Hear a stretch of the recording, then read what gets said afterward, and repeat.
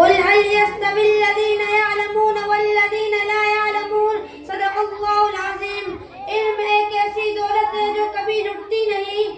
علم ایک ایسی دولت ہے جو کبھی لٹتی نہیں, خرچ کرنے سے کبھی گھٹتی نہیں. پھر نہ کرنا تم کبھی تشنا لبی کے شکوے, پھر نہ کرنا تم کبھی تشنا لبی کے شکوے.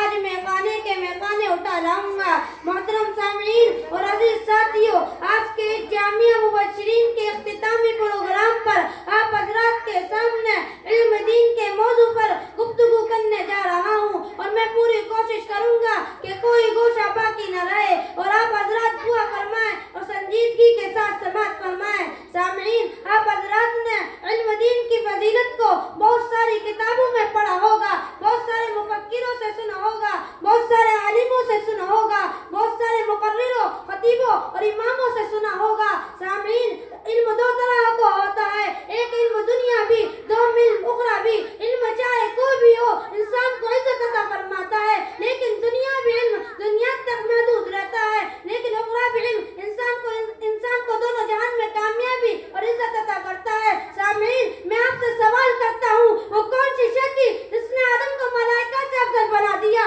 وہ کون سی شے تھی جس کی برکت سے اللہ تعالیٰ نے انسان کو اشرف المخلوقات بنا دیا؟ وہ کون سی شے تھی جس کی برکت سے اللہ تعالیٰ نے انسان کو خلیفہ اور نائب بنا دیا؟ دوستو, اس کا جواب صرف اور صرف یہ ہے, اسے علم کی دولت ہے. سامعین, علم کی فضیلت علوم کے بکثرت آیات قرآنیہ, حدیث نبویہ وارد ہوئی ہیں. اللہ رب العزت ارشاد فرماتے ہیں, قل هل يستوي الذين يعلمون والذين لا يعلمون. اے نبی جی, آپ فرما دیجیے کہ اہل علم اور اہل جہل برابر نہیں ہو سکتے.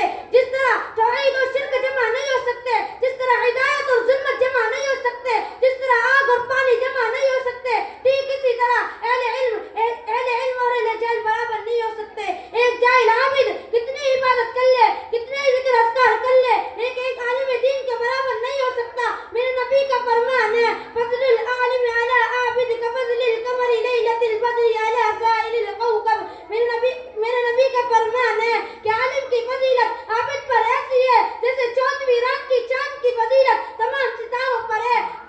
دوسری جگہ ارشاد ہے, استغفر للعالم ما فی السماوات والارض. زمین و آسمان میں جتنی بھی اشیاء ہیں وہ سب کی سب عالم کے لیے مغفرت کی دعا کرتی ہیں. عالم کے لیے جنات بھی دعا کرتے ہیں, عالم کے لیے کیڑے مکوڑے بھی دعا کرتے ہیں, عالم کے لیے ملائکہ بھی دعا کرتے ہیں, عالم کے لیے سمندر کی مچھلیاں بھی دعا کرتی ہیں, عالم کے لیے زمین و آسمان بھی دعا کرتے ہیں. لیکن اس کے باوجود بھی ہم مسلمانوں کا حال یہ ہے کہ انگریزوں کی چال میں پھنس کر ہم اپنے دین معاشرات کو داغدار کر رہے ہیں. چاہیے تو یہ تھا ہمارا دین صحابہ کے دین کا مانند ہوتا, ہمارا معاشرہ صحابہ کے معاشرے کے مطابق ہوتا, ہمارا کردار صحابہ کے کریکٹر کے مانند ہوتا, ہماری تہذیب مسلمانوں کی تہذیب ہوتی, ہماری سوسائٹی اسلام کی سوسائٹی ہوتی. لیکن سب کچھ اس کے برخلاف نظر آتا ہے. کسی شاعر نے کیا خوب کہا ہے, سمجھ میں کچھ نہیں آتا دنیا کا حساب الٹا, سمجھ میں کچھ نہیں آتا دنیا کا حساب الٹا,